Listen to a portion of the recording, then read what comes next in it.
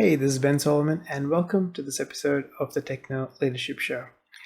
In this episode, I am going to be talking about an aspect of any career, any big change that, one either keeps us from making the change, or we make the change, but we feel like we don't deserve that change, and we're going to have a failure there. In some sense, self-creating that failure in the future. So what I'm talking about is the imposter syndrome. There is such a thing in us where we've done all the hard work. We've put in years and years of work into growing our technical skills, our people skills, our other soft skills that come up, negotiation, sales, management of vendors, management of stakeholders, doing all of that.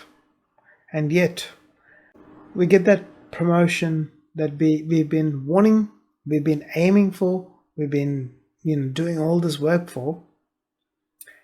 And you get to that position and you go, whoa, I am not sure I deserve to be here. Am I going to be quote unquote found out that I'm not good enough? All these things come up. And I don't know if there's anyone who's really not felt that at some point or the other. And it's a difficult position to be in because there's people you're responsible for. And then you are responsible too, as well, for the organization, for all the work that your department needs to do for the growth of the business. And it can feel like a huge weight on your shoulder.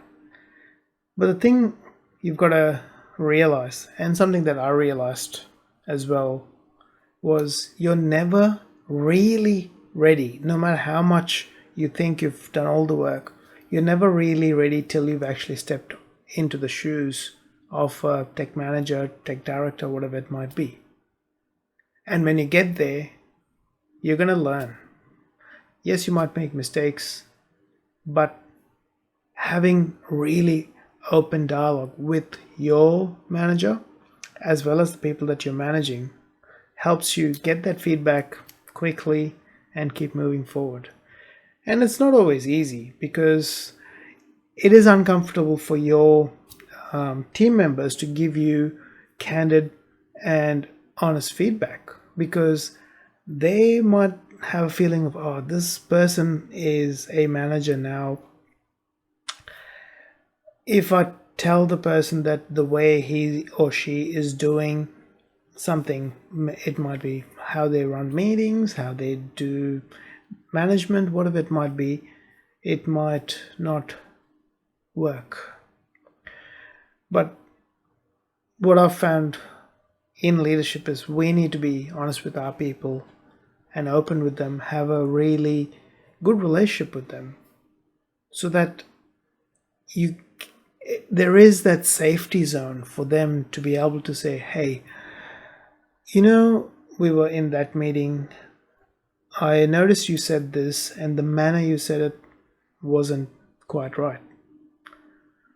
And then you can, sort of go in and go, oh, what do you mean? How can I change? What could I have done better? Don't be afraid and don't have the ego to not talk to someone you're leading and ask them for feedback because they're the ones who are affected by the way you're leading. Be open, be transparent.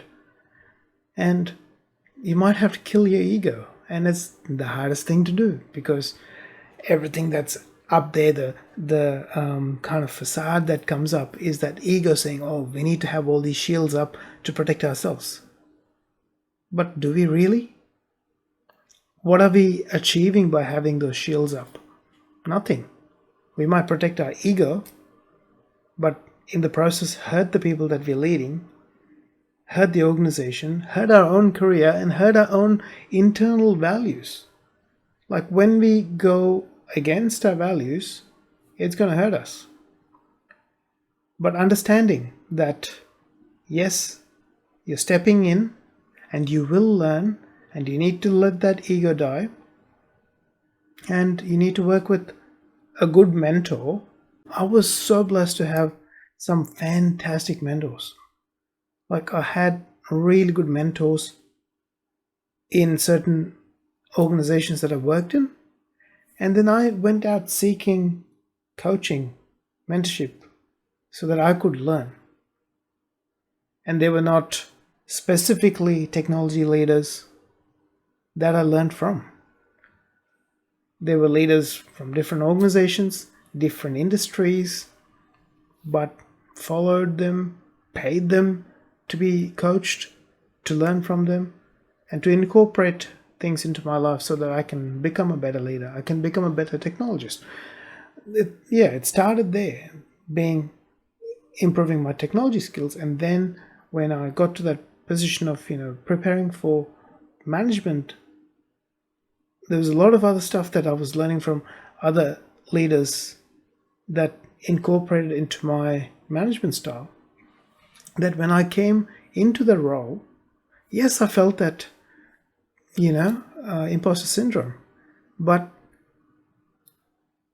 I had a great leader above me who worked with me to continue to grow and gave me the reassurances of, look, you're doing your job well. Keep going. And if there is things that you need to change or you need to do differently, I will give you that feedback. Do what you're doing. And when I needed that feedback, he was more than happy to sit openly with me and have that chat and say, hey, I think you could have approached the situation slightly differently. And then I learned from that, go forward. And similarly, I worked with my staff, the same sort of openness. And I said to them, what's your feedback for me? I asked that directly to them, because sometimes they might feel like, I can't quite give feedback. But I've always tried to be this open person who goes, look, is there anything that you think I could have done better to help you and help the team and help us as a collective to do our jobs better? Have I missed something? And there have been times when my staff have said, hey, look, the way you did this didn't quite work. And, if you had done it differently, or if you had spoken to us this way or involved us in this way, and that was learning experiences for me. So imposter syndrome, it's not something that just goes away. You learn as you get into the position and as you grow. And even then, knowing that you're constantly going to be learning till either you leave the career or till the day you die is a mindset that puts you at ease, helps you to pick up feedback, get feedback from people who are observing you, get valid feedback that you can use to continue to grow as a person, as a leader, as a technologist, whatever it might be. And constantly seek for experiences to learn and explore, know more about your strengths, know more about how you can better work with people, better do your job, and even, exceed what you're doing on a general basis. And that builds self-confidence to the point where you can reduce that imposter syndrome. I don't think you ever completely get rid of imposter syndrome, but you can reduce its nagging voice in there, and you can allow more of your true self to be able to lead from the core of your being and be the best possible leader that you can be. Okay, just wanted to add a little bit in to this episode, and this was done after the fact when I remembered something that helps with imposter syndrome. And one of the things is some form of keeping a record of the work that you do. That means it can be, if you're someone who likes journaling, that's a really good option. In my case, what happened was, because we were using OneNote to document a lot of the processes, a lot of the systems, a lot of the projects that were going in, and why the rationale and everything there, I had a running record of pretty much all the projects that we put into place, why we put into place, and where we were aiming for. And when I could look back 6 months, 12 months, 24 months, and finally when I finished up as a technology manager there, IT manager there, it's close to 4 years of back records that I could see. And imposter syndrome couldn't stop me, from the sense that I was able to accomplish these projects, these outcomes with the help of my team, which meant I had to be an effective manager to get those results. And after I'd left, the team members that I had led had positive things to say about their experience during those 4 years to me, as well as to others who then, in turn relayed that to me, saying, hey, these guys are missing you, and they loved the way that you led the team at that time. So it's at that point that I really realized that, yep, there was something that I did worked better than the general consensus of leadership and management, which is where, even though I've been wanting to document the journey for a few years before I started this podcast, I finally was able to overcome that imposter syndrome of who am I to start a podcast or start a YouTube channel sharing my views on managing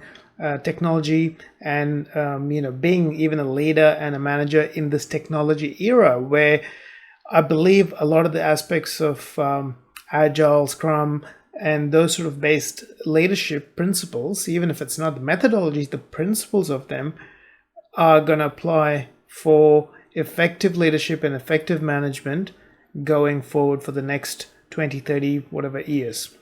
So yeah, I'm just adding this piece in there so that you have a tool that you can use to keep a track of your accomplishments. It's something that I've been bad at, in the sense of having personal accomplishments, because journaling hasn't been a habit that I've been able to really maintain. But for work, because we were using OneNote to keep track of all of our projects, the big picture of where we were heading towards and all those things, and we could see strategically, everything was recorded of what we planned, how we implemented it, what the result was, any changes that we had to make, and learnings that we got from that to then take on to the next stage. And I think having some form of record like that, whether it's a journal, if you're someone who has a habit of journaling, or if it's doing a voice transcription or some form of thing to do a brain dump of projects. Some people do daily. For me, in that context, it was every week or every fortnight. What advances we've made in certain projects went into that, which formed a good baseline as well as a record of what was accomplished, who accomplished the various aspects of it, which meant credit was given where it was due. At the same time, there was a record of the fact that I was able to get to this vision through staged approaches, staged projects over a period of time. So hopefully that gives you another tool that you can have in your toolbox to help work through imposter syndrome and give your fullest expression to the work that you do. So I wish you all the best in your journey as a tech professional, manager, and leader. If you like this episode, please hit the like button. If you haven't subscribed yet, please hit the subscribe button so that you're notified of future episodes as they are released. I look forward to talking to you in a future episode.